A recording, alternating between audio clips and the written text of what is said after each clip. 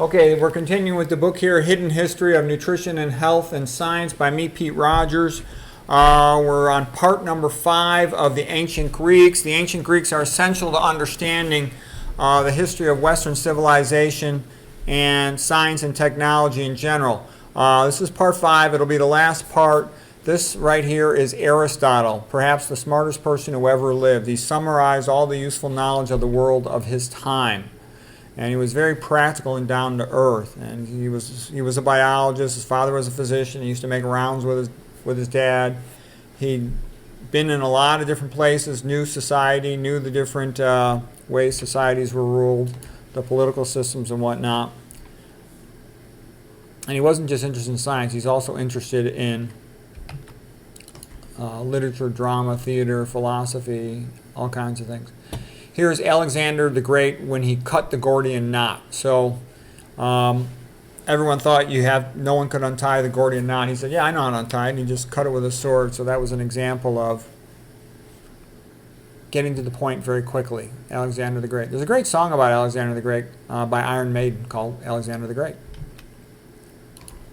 Aristotle had been his tutor. Some of the things that the ancient Greeks were the first for is to have early medicine with Asclepius healing centers.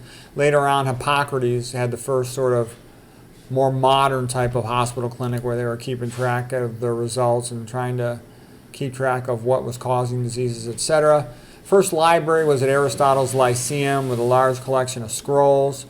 The first great scholar of rhetoric were Aristotle and Demosthenes, the Greeks, because they admired the Greeks that were great in speaking up amongst the aristocrats in Athens. Okay, one of the first great mathematicians was Archimedes. They had other great mathematicians like Pythagoras and also Euclid for geometry.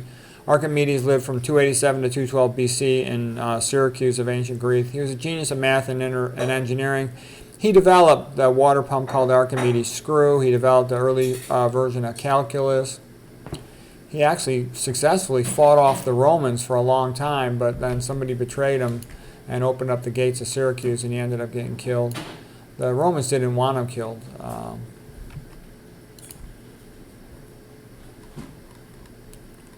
Here's Demosthenes, one of the pioneers of rhetoric, with pebbles in his mouth, trying to speak as loud as he could by the seashore. He had been ripped off when he was young, and he was trying to learn oratory and law himself so he could defend himself and recover his inheritance. Genius engineers, they talked about Archimedes, early science of atom theory. Then the Romans later on built the aqueducts and better roads. So the Greeks did some pretty good architecture with the Parthenon, building of the Acropolis, the city on a hill. Pericles was the leader of getting that going. Here's a painting of the early Greeks, with their building. This is by August Alborn.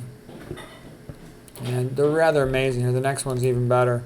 So here is the Acropolis in Athens, painted by Leo von Klentz, 1846. It's just spectacular. And there's the goddess Athena of Athens, okay? And that's sort of Greek classical architectural form. It's spectacular. Athens was head and shoulders better than anything else in the ancient world. All the ancient cultures compared to the Greeks, they stink. Okay, the Greeks were the inventors of freedom. They're the inventors of, they're the first Westerners. Okay, all the other ancient societies are some brutal despot says, do what I say or I'll kick your butt. It's like it is almost everywhere in the old world and in the modern world. Okay, the Greeks sort of taught themselves to reason effectively, to do philosophy. Most of our vocabulary about words about thinking, empiricism, skepticism, cynicism, they all come from the Greeks. Here is Pericles' funeral oration, from the history of the Peloponnesian War by Thucydides, and it's spectacular. There's the Acropolis, the Parthenon, there's Athena, there's Pericles, his oration from the book. History of the Peloponnesian War. Here's one of the statues by Phidias. He was the great sculptor of the golden age of Athens.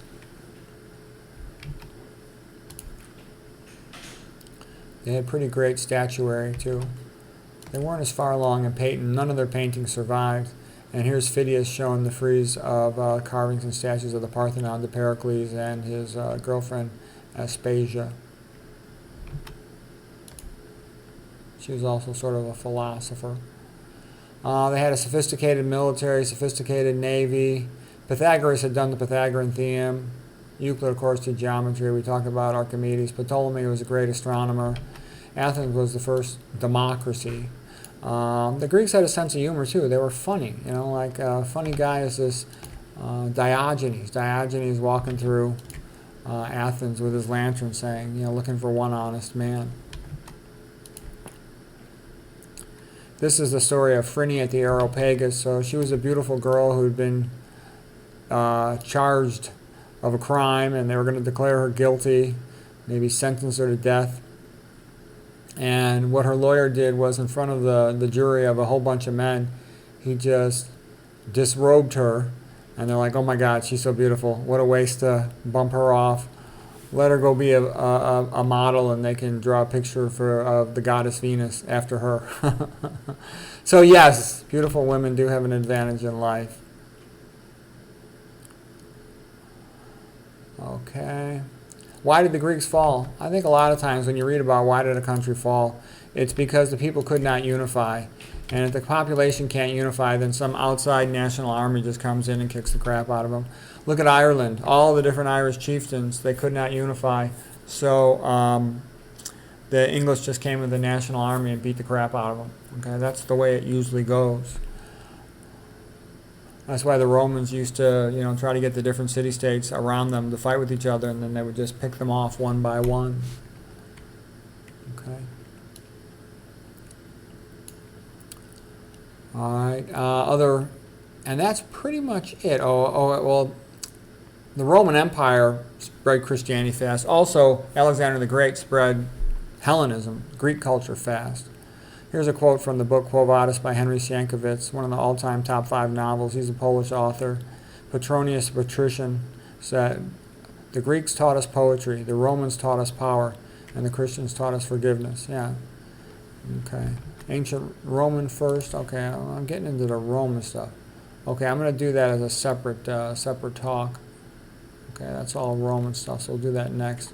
Anyways, I hope you found this helpful.